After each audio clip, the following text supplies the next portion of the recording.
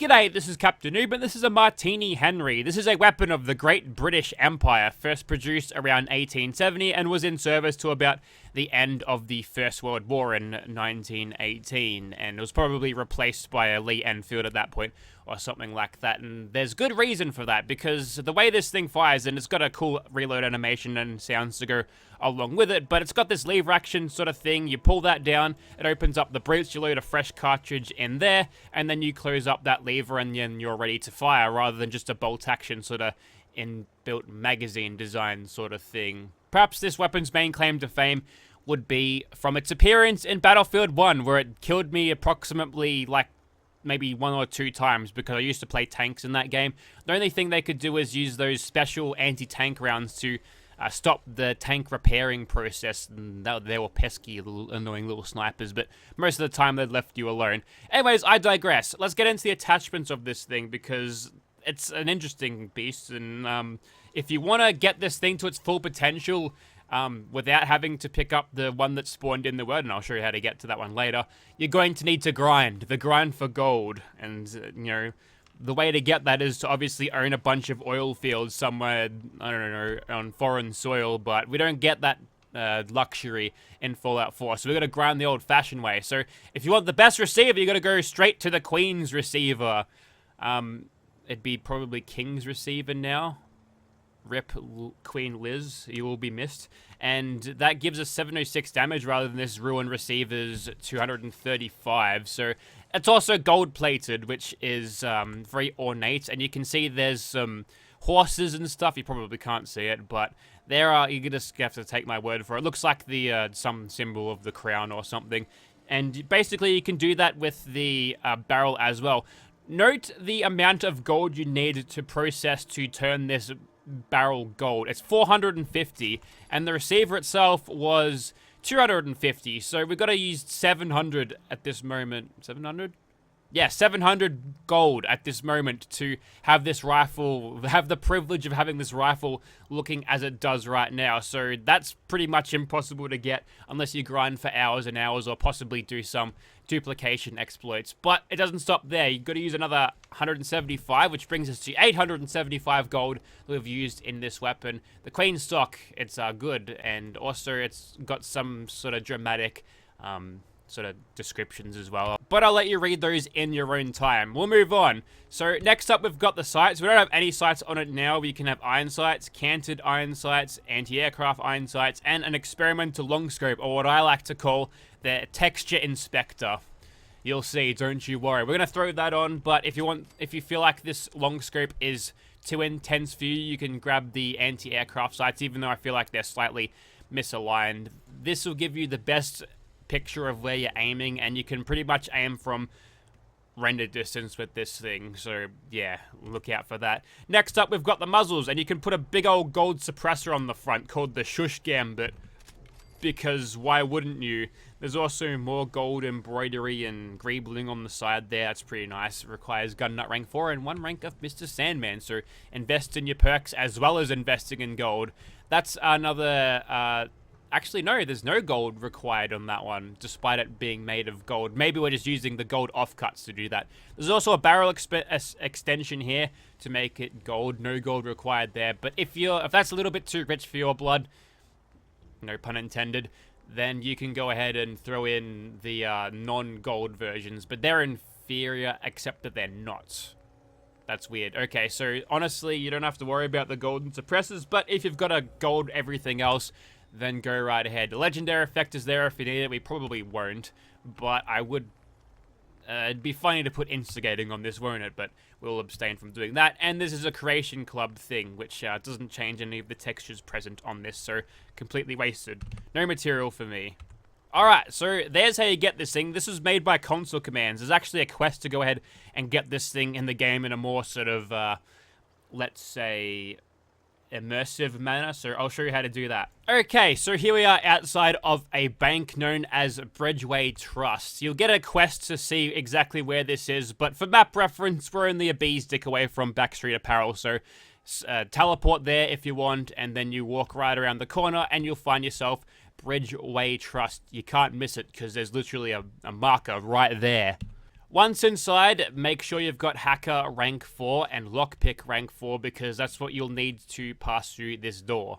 After you've unlocked the terminal, you get to sit through a long-ass vault door opening animation, which is kind of cool. You don't actually see this a lot.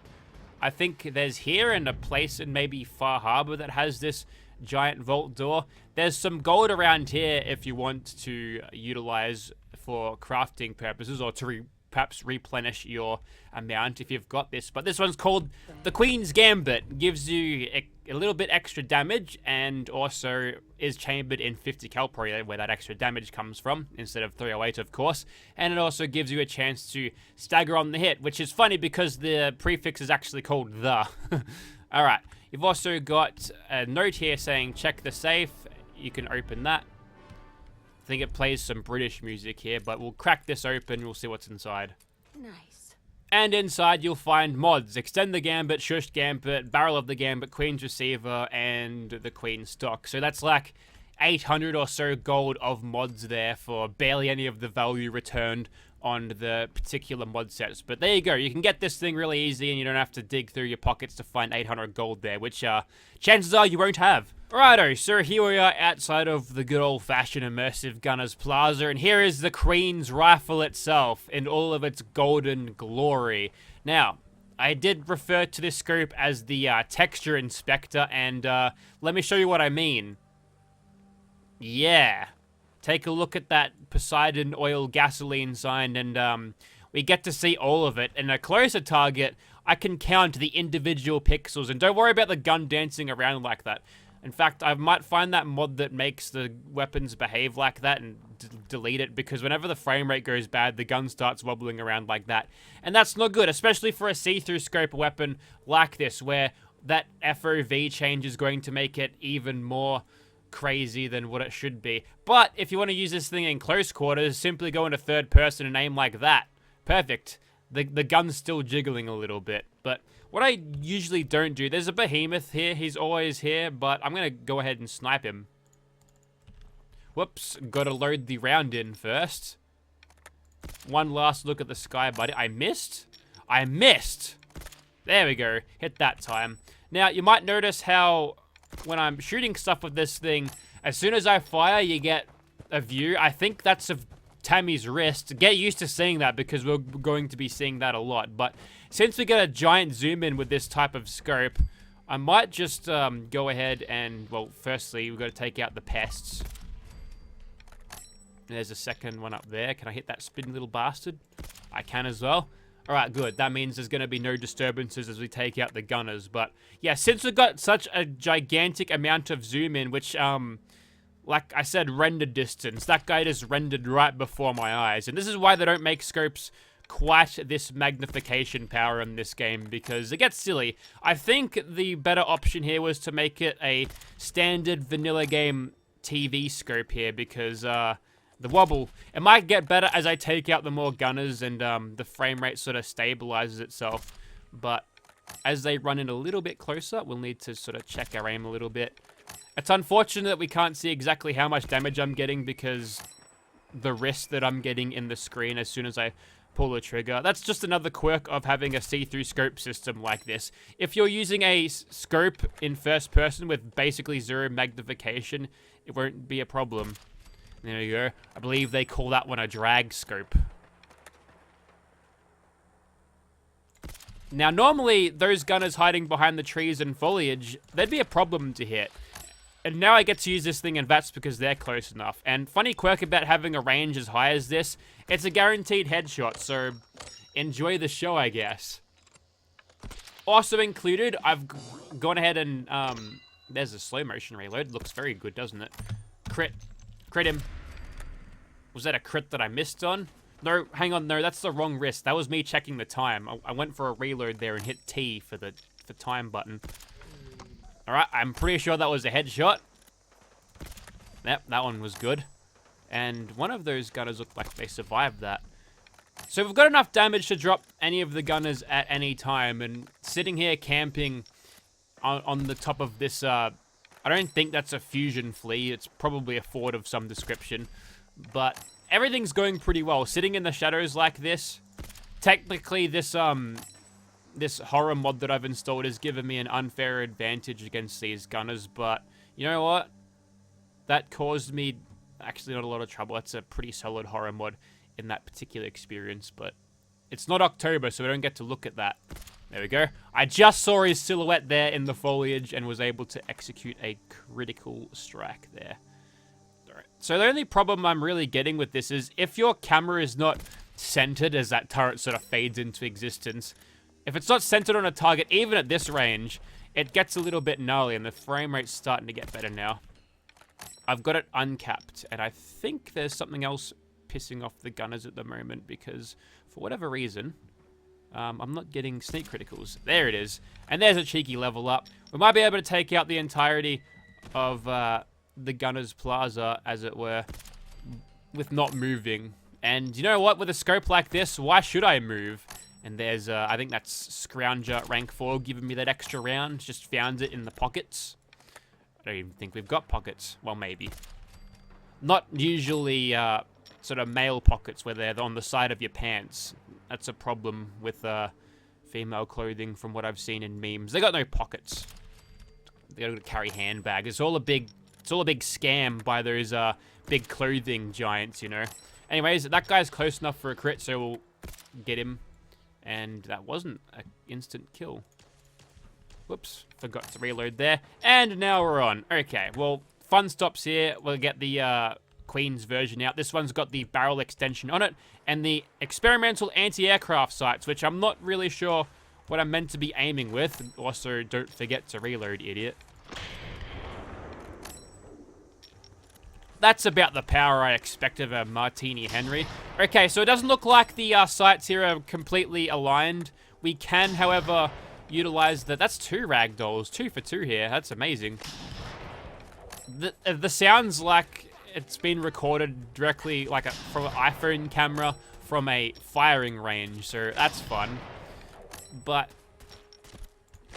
yeah, we can use the pacify prompt on the middle of the screen to line up our shot. And alright, quit twitching, you. Okay, I think we'll just target this guy in third person. Perfect. Oh yeah, things are going pretty well. We could probably use the suppress one again, but honestly, let's see some Gunville action here. We'll go 4 for 4 criticals. Okay, that one was a little bit of a waste. I know there's one off to my right a little bit. Never mind, whatever. We'll just keep going. So that extra chance to stagger might come in useful against a target that can't deal with this amount of power. See, that's what I was talking about. Oh boy, it's only a little conscript. It's an interesting way to reload the rifle here because the bashing animation is standard, by the way. Nothing to write home about there. But yeah, the reload animation, it's there in third person, but that's fine. The gun looks like it's elevated to a little bit more than what you'd think would be reasonably comfortable, but maybe that's how they taught the British soldiers in the army in the old days to reload their Martini-Henrys. Although I don't think I remember anyone throwing their elbows up in the air reloading this thing in Battlefield 1. But that said, never even used this thing. Seen gameplay of it, of course. Used to follow some of the Battlefield YouTubers back in the day. Level Cap, Matimio, X Factor Gaming before he became a boomer and fucking EA shill. Nah, just kidding. I don't mind X Factor, but he just moved on to, what's that Fortnite ripoff that EA made? That one. Apex Battle Legends. Mental blank. It'll come to me. But yeah, I'm not interested in that. The trouble is with the Battlefield games these days, they've all been fucking garbage. Like, I wouldn't even describe Fallout 76 to be on how, like, Fallout 76 is a brilliant game compared to what they dished up with those latest ones. Look at you camping in the corner like that. I'm not even going to dignify them. I'm going to catch the bullet and throw it back at them, police cop style. Throw the scarf over the shoulder and say, that's the end of that chapter. So, yeah, things have been pretty cruisy. We're actually got into Nerd Rage now, which will give me a brilliant opportunity to utilize that door breach thing instead of But instead of using Jet, as we go into a blind rage trying to lockpick this, instead of the Jet, we'll just get really pissed off. There we go. Probably a little bit too much in terms of zooming in. That's better. And that guy, he shoots in a big old Gustav round, and unfortunately, it doesn't really do much. We're just built tougher over here. And there you have it. Gunner's Plaza dealt with and sniped from a distance where I've never done it before, and I hope it was fun to watch. Maybe it wasn't, but, you know, shooting fish in a barrel, sometimes you just gotta do it like that. And also, I guess you couldn't hear it. That's no excuse. Get your ears checked, buddy. Well, I guess you can't now, but still. Alright, let's move on to a monster, because we can do this again. Alright, so as there is a battle for the ages going on over there, over a Deathclaw and the Swan, which the Deathclaw has decided that he's going to turn tail and run. Very un-Deathclaw-like. Whilst they're sorting that out, I'll take out Mr. Suicide and make sure he's not going to aggro Swan on me. Now, looks like he's picked up a couple of extra friends down there. I'll take the Deathclaw if I can, and if he hasn't aggroed anything else. No, there's something else going on down there. Usually there's a Feral Ghoul and a couple of, I think a couple of Wireworks around there. I guess I'll just shoot him like this. We might be able to get sneak criticals now. Yep, that's the thing. Now, we want to get headshots from all the way back out here. He's completely stalled. He's got no idea what to do. Never mind. And, yeah, okay. Well, this should be a reasonably easy task here. Looks like we can get sniper knockdowns as well, and he's disintegrated. Yeah, sometimes he just does that. He just falls through the earth, and then the game never sees fit to bring him back up. I could put the camera underneath. No, he's actually come back. Okay, well, I lied about that then.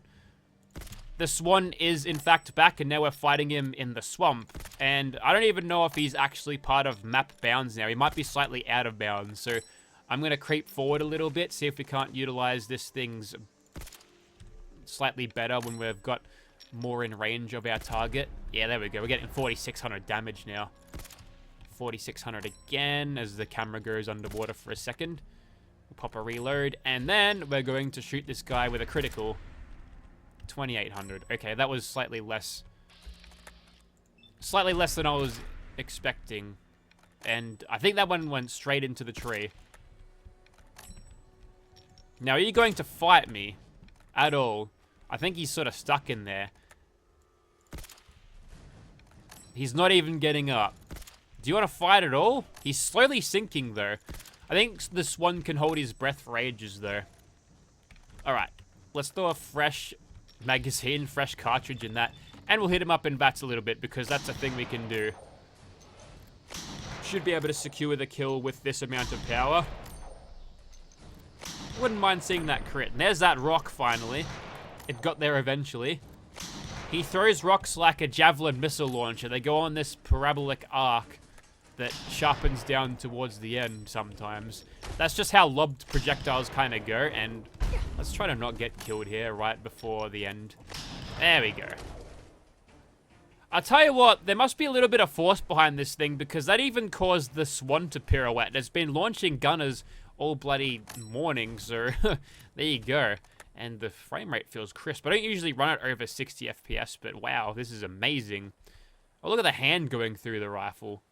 I don't think that's the rifle's fault. I've got some animation mods I need to inspect and possibly fix. But we'll move on. Alright, last monster of the day is going to be the Wendigo beast. Now, here's what we're going to do. We're going to shoot him, and with all of this accuracy granted by the weapon's insane and overpowered range, we're going to hit every single shot, and we're going to crit 4 times over, because we're getting 6,800 damage, and we've just 4-shotted him. You probably won't get a faster time to kill than that, and that's the, probably the VATS tweaks that are making that even faster too, because I disabled the crit cam, and also the cripple cam, and I think the kill cam has been disabled as well. Maybe I kept that in, but actually I think it was disabled there, because we didn't linger on his falling body there. It's certainly less cinematic, but if you just want results when you go into VATS, then it's a good way to speed things up. So if you've got any input on that, any feelings one way or another, Let me hear it. Also, this thing survived the Martini-Henry shot. 2, actually. I'm not even mad. I'm impressed. What are you made of? Ah.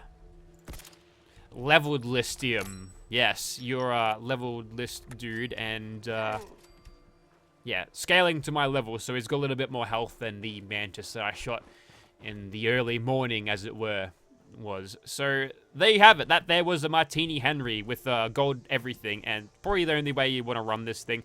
The weapon is offered to in the bank, as long as you've got... Oh, you can't do that, Tammie. That's bad.